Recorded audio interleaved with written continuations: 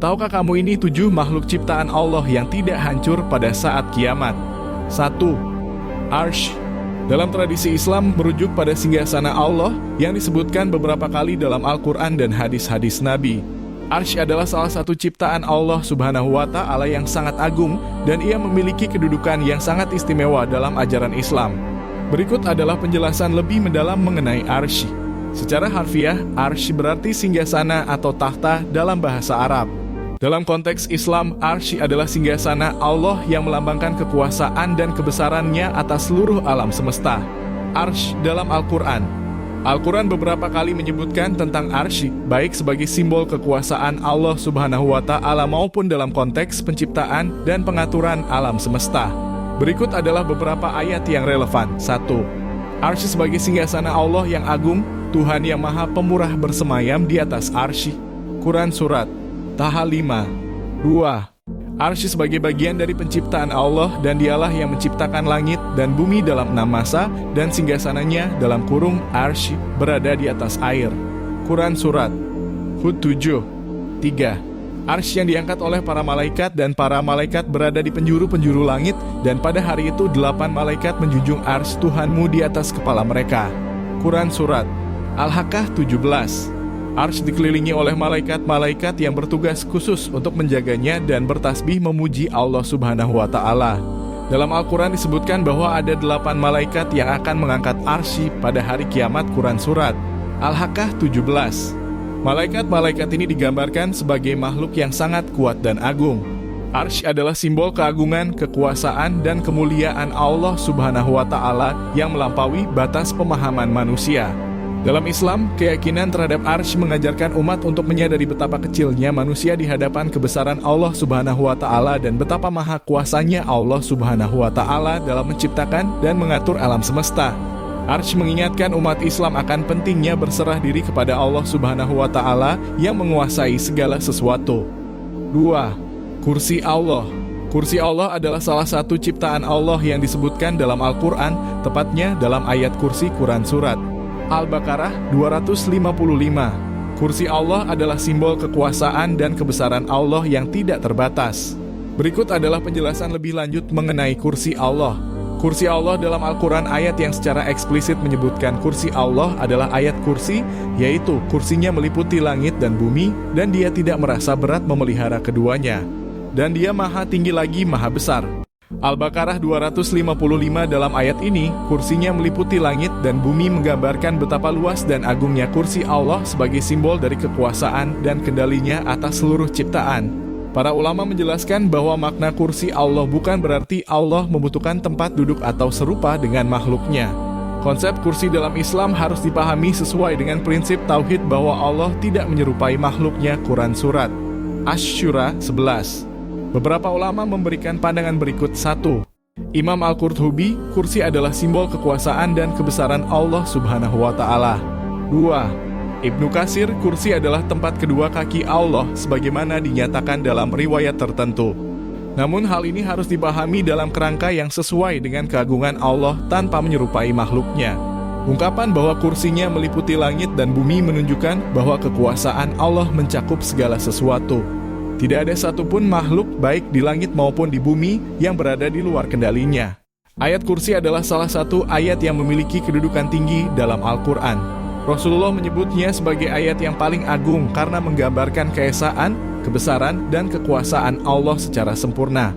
Beberapa keutamaan ayat kursi antara lain. 1. Melindungi dari gangguan setan dan kejahatan. 2. Membawa keberkahan dan ketenangan. 3. Sebagai zikir perlindungan pagi dan petang. Rasulullah bersabda, barang siapa membaca ayat kursi setelah setiap sholat wajib, tidak ada yang menghalanginya untuk masuk surga kecuali kematian. HR An-Nasai Ibnu Hibban. Kursi Allah adalah simbol keagungan, kekuasaan, dan kendalinya atas alam semesta. Kursi meliputi langit dan bumi dan Allah tidak merasa berat untuk memelihara seluruh ciptaannya. Konsep kursi menegaskan bahwa Allah maha besar, maha kuasa, dan maha tinggi tanpa menyerupai makhluk-makhluknya. Sebagai umat Islam, memahami kursi menguatkan keimanan kita akan kebesaran Allah serta mendorong untuk semakin taat dan bertawakal kepadanya. 3. Lauhul Mahfudz. Lauhul Mahfudz adalah istilah dalam Islam yang merujuk pada kitab yang agung, tempat seluruh takdir dan ketetapan Allah dicatat secara rinci. Lauhul Mahfudz merupakan ciptaan Allah yang sangat istimewa dan ia dijelaskan dalam Al-Quran serta hadis-hadis Rasulullah. Lauhul Mahfudz. Secara bahasa, lauh berarti lembaran atau papan. Mahfudz berarti terpelihara atau terjaga.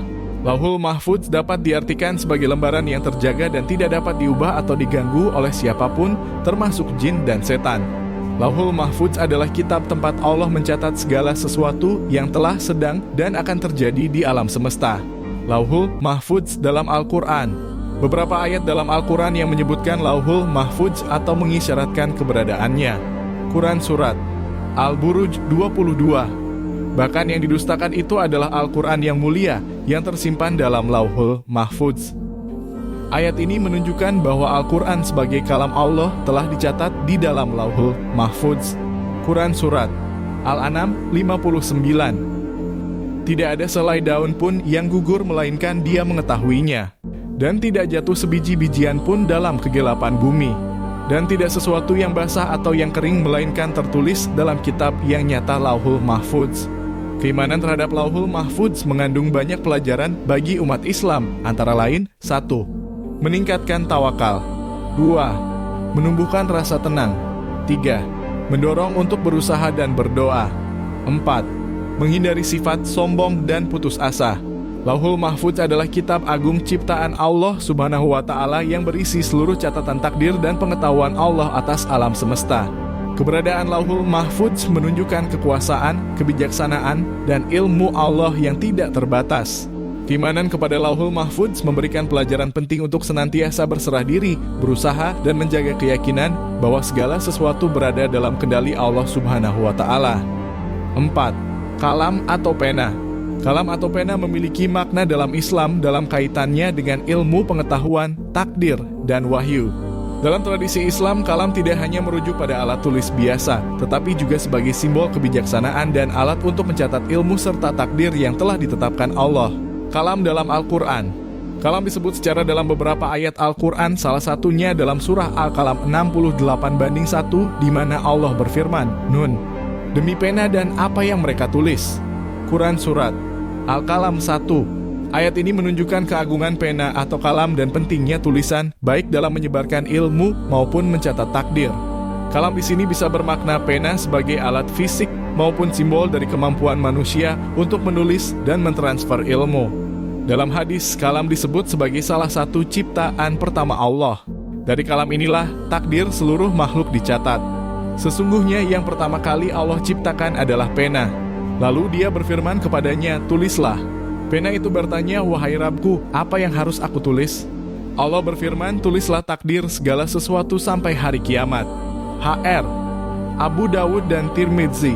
Hadis ini menunjukkan bahwa kalam memiliki peran utama dalam mencatat takdir di Lauhul Mahfudz, kitab yang menyimpan seluruh ketetapan Allah Subhanahu wa Ta'ala. Keimanan terhadap kalam mengandung banyak hikmah dan pelajaran, diantaranya: 1. Menghormati ilmu dan tulisan. 2. Kesadaran akan takdir. 3. Menghargai pendidikan dan literasi. 4. Kedudukan ilmu di sisi Allah. Kalam atau pena adalah salah satu ciptaan Allah yang agung dan memiliki peran penting dalam Islam, baik sebagai alat untuk mencatat takdir maupun sebagai simbol ilmu pengetahuan. Penciptaan kalam mengajarkan kita tentang pentingnya ilmu, tulisan, dan penghargaan terhadap takdir Allah. Sebagai umat Islam, kita diingatkan untuk senantiasa belajar mengajarkan kebaikan dan menggunakan tulisan sebagai sarana untuk mendekatkan diri kepada Allah Subhanahu wa Ta'ala. 5. Surga dan neraka. Surga dan neraka adalah dua tempat akhir yang Allah sediakan untuk manusia dan jin sebagai balasan atas amal perbuatan mereka selama hidup di dunia. Surga adalah tempat kebahagiaan abadi untuk orang-orang yang beriman dan bertakwa, sedangkan neraka adalah tempat azab yang pedih bagi mereka yang ingkar dan bermaksiat. Dalam Islam, keyakinan terhadap keberadaan surga dan neraka termasuk bagian dari rukun iman. Yang keenam, yaitu beriman kepada hari akhir. Surga atau jannah. Al-Quran menyebutkan beberapa tingkatan surga dengan nama yang berbeda, diantaranya: 1. Jannatul Firdaus, surga Firdaus, tingkatan tertinggi surga, Quran Surat Al-Kahfi 107. 2. Jannatun Naim, surga kenikmatan tempat penuh kebahagiaan, Quran Surat Luqman 8. 3. Jannatul Ma'wa, surga tempat tinggal tempat kembali bagi orang-orang bertakwa. Quran Surat An-Najm 15. 4. Darussalam tempat kedamaian, tempat yang penuh dengan keselamatan. Quran Surat Yunus 25. Untuk masuk ke surga, seorang muslim harus memenuhi syarat-syarat berikut: beriman kepada Allah dan Rasul-Nya, beramal soleh seperti salat, puasa, sedekah, dan amal kebaikan lainnya, bertakwa dan menjauhi maksiat, memperbanyak doa dan istighfar, memohon ampunan Allah Subhanahu wa Ta'ala. Neraka atau jahanam. Neraka adalah tempat azab yang pedih bagi orang-orang yang ingkar kepada Allah, berbuat dosa besar tanpa bertaubat, dan menolak kebenaran. Dalam Islam, neraka disebut dengan berbagai nama sesuai tingkatan dan bentuk siksanya. Al-Quran menyebutkan berbagai tingkatan neraka dengan nama yang berbeda. Jahanam tempat utama untuk azab yang pedih. Quran Surat An-Nisa 56. Lasa neraka yang menyala-nyala. Quran Surat Al-Ma'arij 15. Sakar tempat azab yang berat. Quran Surat Al-Mudatsir 26 hingga 27. Al-Hutamah neraka penghancur. Quran Surat Al-Humasah 4 hingga 7. Sair api yang berkobar. Quran Surat Asy-Syura 7. Al-Jahim api yang menyala-nyala. Quran Surat As-Saffat 55 hingga 57. Hawiyah tempat yang dalam dan penuh kehancuran. Quran Surat Al-Qari'ah 9 hingga 11. Orang-orang yang akan masuk neraka antara lain orang-orang kafir dan musyrik yang menyekutukan Allah. Quran Surat An-Nisa 48. Orang-orang munafik yang berpura-pura beriman tetapi hatinya ingkar. Quran Surat An-Nisa 145. Pelaku dosa besar yang tidak bertaubat. Orang-orang yang mendustakan ayat-ayat Allah. 6. Ujung tulang ekor manusia. Dalam Islam, ujung tulang ekor manusia memiliki makna yang istimewa. Adalah bagian paling bawah dari tulang belakang manusia. Tulang ini bukan hanya dipandang sebagai bagian tubuh secara fisik, tetapi dalam Islam juga memiliki makna spiritual yang berkaitan dengan kebangkitan manusia pada hari kiamat. Dalam beberapa hadis, Rasulullah menyebutkan bahwa tulang ekor adalah bagian tubuh manusia yang tidak akan hancur bahkan setelah seseorang meninggal dunia dan jasadnya membusuk di dalam tanah. Dari tulang inilah manusia akan dibangkitkan kembali pada hari kiamat. Dari Abu Hurairah radhiyallahu anhu, Rasulullah bersabda, seluruh tubuh anak Adam akan hancur dimakan tanah kecuali tulang ekornya. Dari tulang itulah dia diciptakan dan darinya pula dia akan dibangkitkan kembali. HR, Bukhari dan Muslim. Hadis ini menegaskan bahwa tulang ekor memiliki keistimewaan yang tidak dimiliki oleh bagian tubuh lainnya, yaitu tidak akan hancur meskipun jasad manusia telah membusuk. Islam mengajarkan bahwa setiap bagian tubuh manusia memiliki fungsi dan makna tersendiri, termasuk tulang ekor. Berikut adalah beberapa hikmah di balik keistimewaan tulang ekor. 1. Menguatkan iman kepada hari kebangkitan. 2. Peringatan tentang kuasa Allah. 3. Tanda kebesaran Allah dalam tubuh manusia. Dalam Islam, tulang ekor adalah bagian tubuh yang tidak hancur setelah kematian dan menjadi dasar kebangkitan manusia pada hari kiamat. Sementara itu, sains juga mengakui bahwa tulang ini memiliki peran penting dalam stabilitas tubuh dan daya tahan setelah kematian. Keberadaan tulang ekor mengajarkan kepada kita tentang kebesaran Allah dalam menciptakan tubuh manusia dan menjadi pengingat akan hari kebangkitan yang pasti akan terjadi. 7. Ruh. Ruh adalah elemen utama dalam kehidupan manusia yang menjadi tanda kekuasaan Allah. Dalam Islam, ruh dianggap sebagai ciptaan Allah Subhanahu wa Ta'ala yang bersifat ilahi, misterius, dan tidak sepenuhnya dipahami oleh manusia. Ruh adalah yang menghidupkan tubuh manusia, dan tanpanya, manusia hanyalah jasad yang tidak bernyawa. Ruh disebutkan dalam banyak ayat Al-Quran, salah satunya dalam firman Allah, dan mereka bertanya kepadamu tentang ruh. Katakanlah, ruh itu termasuk urusan Tuhanku dan tidaklah kamu diberi pengetahuan melainkan sedikit. Quran Surat Al-Isra 85. Ayat ini menegaskan bahwa ruh adalah urusan Allah dan sifatnya penuh misteri. Pengetahuan manusia tentang ruh sangat terbatas meskipun ia menjadi inti dari kehidupan. Peniupan ruh ke dalam manusia adalah momen yang menentukan awal kehidupan sejati. Allah menyebutkan proses penciptaan manusia dalam Al-Quran, kemudian dia menyempurnakannya dan meniupkan ke dalamnya ruh ciptaannya. Dan dia menjadikan bagi kamu pendengaran, penglihatan, dan hati, tetapi sedikit sekali kamu bersyukur. Quran Surat As-Sajdah 9. Ruh adalah ciptaan Allah yang penuh misteri yang menjadi inti dari kehidupan manusia. Ruh tidak dapat dilihat atau disentuh, tetapi keberadaannya sangat nyata karena ia adalah sumber kehidupan. Setelah kematian, ruh akan memasuki alam barzakh dan akan dibangkitkan kembali pada hari kiamat. Pemahaman tentang ruh dalam Islam mengajarkan manusia untuk sadar akan keterbatasan pengetahuan mereka dan senantiasa bersyukur kepada Allah atas nikmat kehidupan yang diberikan. Dengan menjaga ruh melalui ibadah dan amal soleh, manusia dapat mencapai kebahagiaan di dunia dan akhirat. Demikian penjelasan 7 ciptaan Allah Subhanahu wa Ta'ala yang tidak hancur ketika kiamat tiba. Semoga ilmu ini bisa bermanfaat bagi kita agar senantiasa bertakwa kepada Allah Subhanahu wa Ta'ala.